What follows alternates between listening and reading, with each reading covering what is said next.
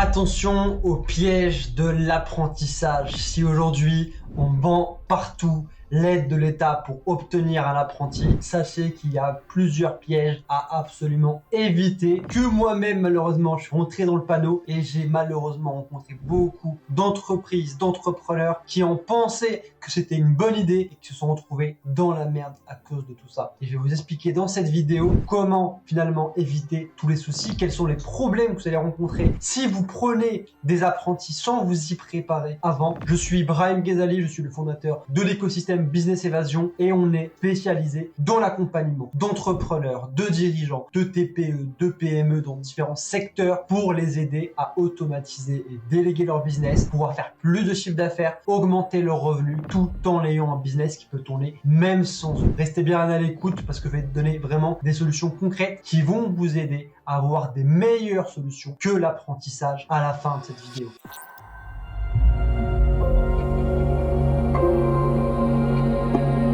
Alors, quel est le fameux piège quand on va prendre des apprentis? Alors aujourd'hui, comment ça se passe? C'est très simple. Si vous faites vos calculs de rentabilité en vous disant qu'en prenant un apprenti, ça va vous coûter 0 ou très peu, c'est une grave erreur. Pourquoi? Parce que les premiers mois, il y a 90% de chances que les premiers mois, vous ayez à avancer l'argent, payer les apprentis. Les aides de l'État vont vous être données dans 90% des cas, mais ça va prendre du retard, ça va prendre plus de temps que prévu. Donc vous devez faire votre calcul dès le début, pas sur le fait que vous allez avoir de l'aide de l'État. Et par exemple, je prends un exemple, c'est un apprenti, vous le payez 900 € et qu'il y a l'aide de l'État qui vous prend par exemple 600 € d'aide, d'accord, et que vous vous dites que je vais juste payer 300 € par mois, c'est pas le cas. Vous allez payer 900 € par mois et derrière, vous allez vous faire rembourser 600 €, mais ne comptez pas dessus. Si vous comptez dessus, ça va vraiment avoir un impact énorme. Vous allez prendre des apprentis, vous allez galérer du coup à gérer ces apprentis, vous allez devoir les former parce qu'ils sont pas prêts, vous allez devoir vous rendre compte que ces personnes-là sont disponibles généralement peut-être 2 fois moins de temps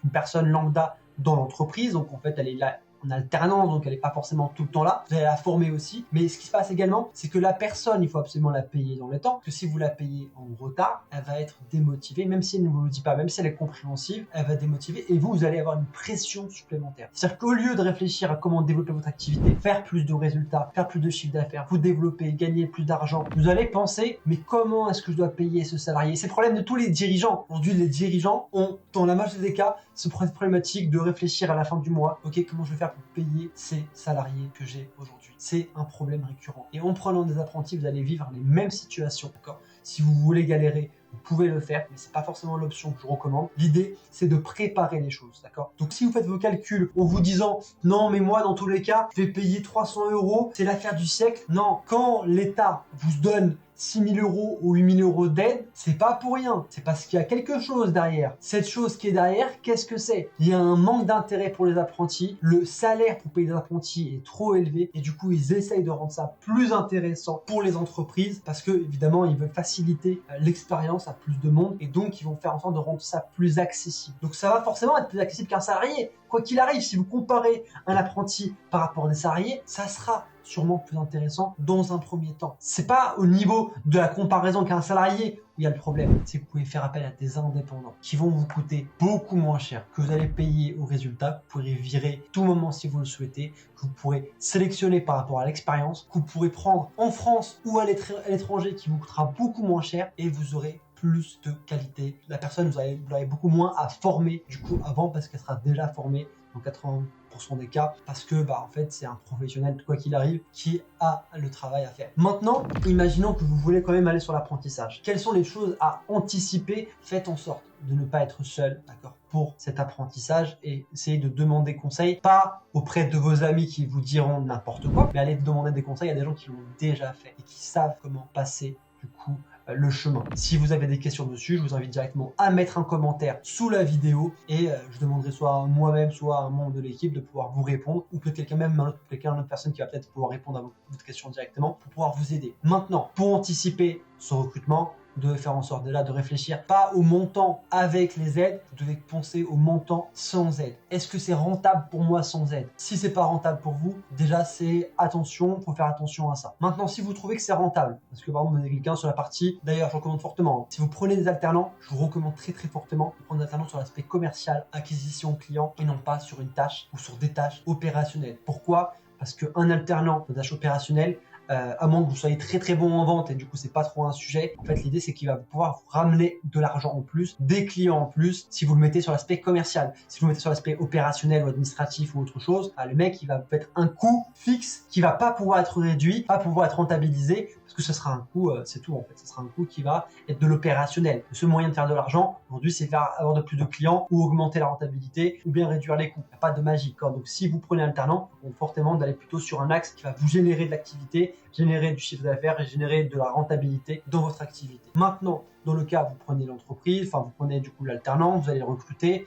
Voilà, il y a pas mal de manières pour pouvoir recruter un alternant efficacement. D'accord, et ça je peux vous le dire si vous le souhaitez dans une autre vidéo si ça vous intéresse. Ok. Maintenant, qu'est-ce que je vous recommande? C'est directement de vous rapprocher de l'OPCO, de déposer le dossier à l'OPCO, de faire signer le contrat et bien de faire attention que votre apprenti est bien éligible aux aides, qu'il a bien les bonnes tranches d'âge, que tout le contrat il est ok et qu'il n'y a pas de problème dessus. Je vous invite de ne pas le faire tout seul parce que sinon vous allez faire des erreurs, ça arrive tout le temps. Et le bulletin de salaire, pensez bien que vous n'allez pas le faire manuellement. Si vous faites manuellement, vous allez avoir de gros problèmes parce que ça ne marche pas. J'en ai rencontré récemment des entrepreneurs qui me disaient Brahim, comment pour faire le bulletin de salaire pour l'apprenti? L'apprenti ne doit pas avoir un bulletin de salaire manuellement. Pourquoi? Parce que si votre bulletin de salaire est fait manuellement, vous ne recevrez pas d'aide. Pourquoi vous ne recevrez pas d'aide? Parce qu'il faut envoyer un document administratif qui s'appelle un DSL, d'accord? DSL, qui est un document numérique automatique qui va permettre de pouvoir envoyer l'information de paiement du coup à l'OPCO ainsi qu'à l'administration française. Ils vont recevoir du coup que vous les avez payés et quand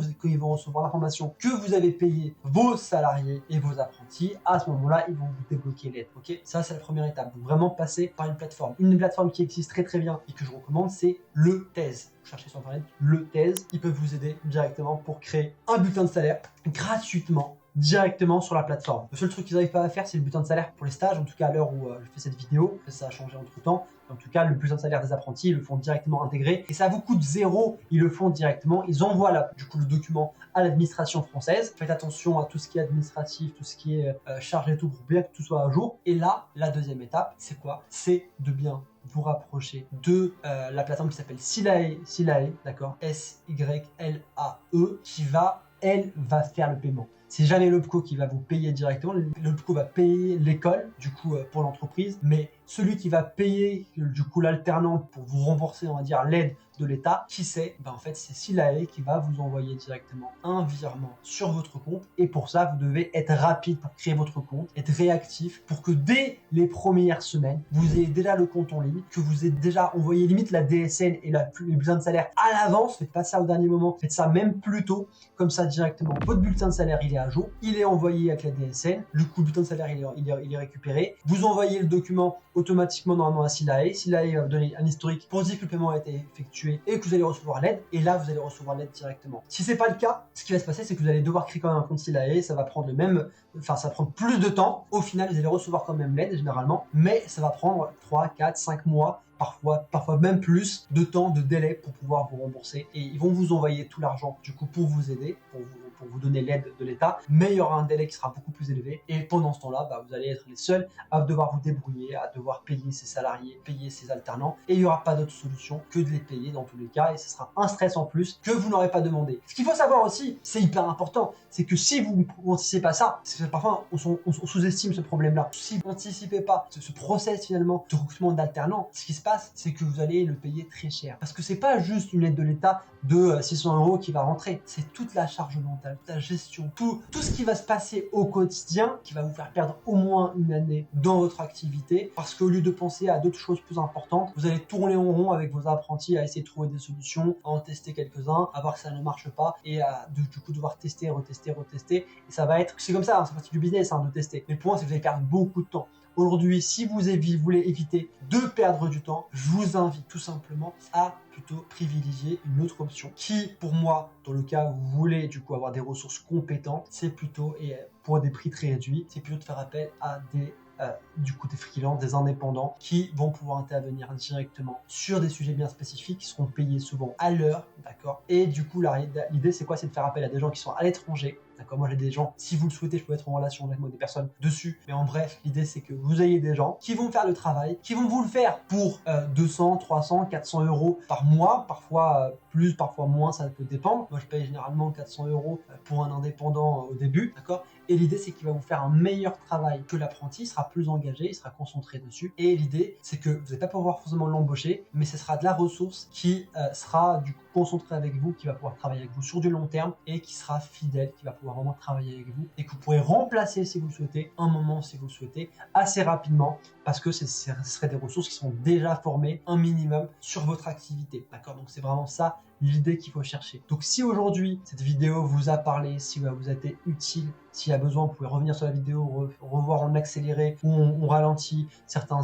bouts de la vidéo pour vraiment que ça puisse vous servir. Prenez des notes, peut-être vous avez déjà pris des notes, prenez des notes sur des parties qui vous intéressent, d'accord? Et si vous voulez quand même aller sur l'apprentissage, bah, allez-y, mais je vous recommande très fortement d'y réfléchir à 2 fois pour pas rentrer dans le panneau et perdre beaucoup de temps dessus, d'accord? Et perdre de l'argent derrière en plus. Et derrière, évidemment, si vous souhaitez aller plus loin, si vous voulez aller plus loin, je vous invite tout de suite à déjà vous abonner pour nous encourager à partager d'autres conseils qui peuvent vous être très utiles et utiles à d'autres personnes qui vous pouvez également partager cette vidéo, d'accord? Là, c'est la première chose. La deuxième chose, c'est qu'on a mis à disposition, d'accord, du contenu gratuit sur notre chaîne YouTube, mais on a une formation, d'accord, pour pouvoir gagner plus de revenus tout en gagnant du temps, d'accord, donc pouvoir augmenter vos finances. Cette formation qui est hyper accessible, que vous pouvez directement cliquer sur le lien pour pouvoir la récupérer, d'accord. On a également un guide qu'on a mis à disposition normalement également sur la description également, d'accord. Et l'idée, tout ça, pourquoi je le partage, c'est parce que je veux que ce soit utile, que vous puissiez le goûter et que vous ayez envie d'aller plus loin. Aujourd'hui, ce que je propose, c'est de passer par la première étape qui est une formation